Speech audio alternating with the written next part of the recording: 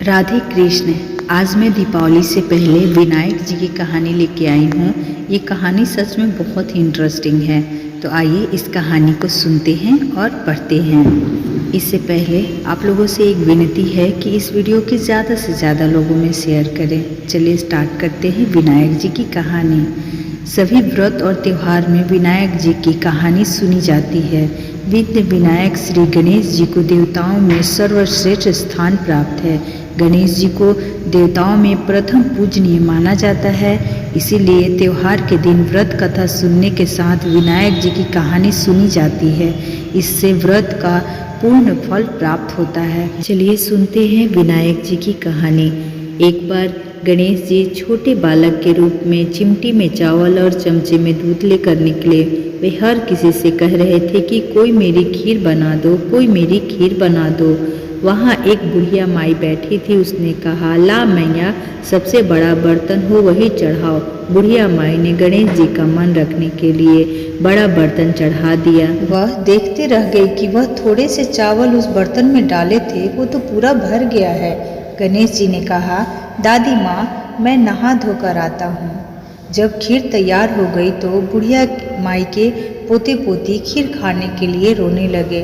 बुढ़िया ने कहा, गणेश जी महाराज, तेरे भोग लग गए, कहकर चूल्हे में थोड़ा सा खीर डाल दिया और कटोरी भर भर कर बच्चों को दे दिया। बुढ़िया की पड़ोसन ऊपर से देख रही थी तो बुढ़िया ने सोचा यह चुगली कर देगी, इसीलिए एक कटोरी भरकर उसे भी पकड़ा दिया। बेटे की बहू ने भी चुपके से एक कटोरी खीर ले जाकर खाई और कटोरा चक्की के नीचे छुपा दिया। अभी भी गणेश जी नहाकर नहीं आए और बुढ़िया को भूख लग रही थी तो वह भी एक कटोरी में खीर डालकर किवाड़ के पीछे बैठ गई। एक बार फिर कहा, गणेश जी महाराज, आपके भोग लग रहे हैं, कहकर खाना शुरू कर दिया। तभी गणेश जी आ गए।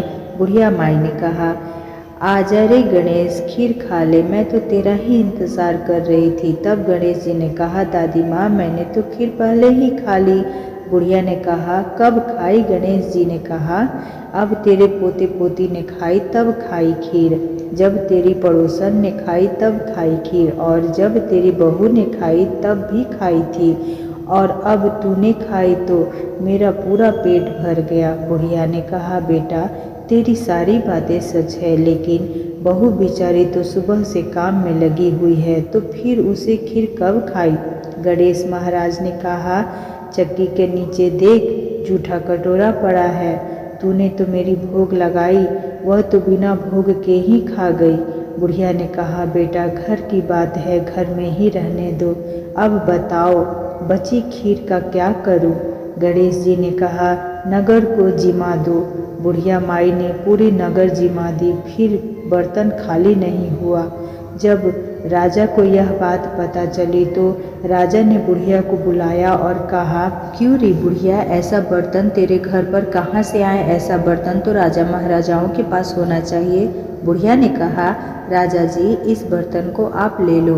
राजा जी ने खीर का बर्तन महल में जैसे ही मंगवाया, खीर में कीड़े मकोड़े, बिच्छू, कंछले हो गए और दुर्गंध आने लगी। यह देखकर राजा ने बुढ़िया से कहा, बुढ़िया, बर्तन वापस ले जा, जा, तुझे हमने दिया।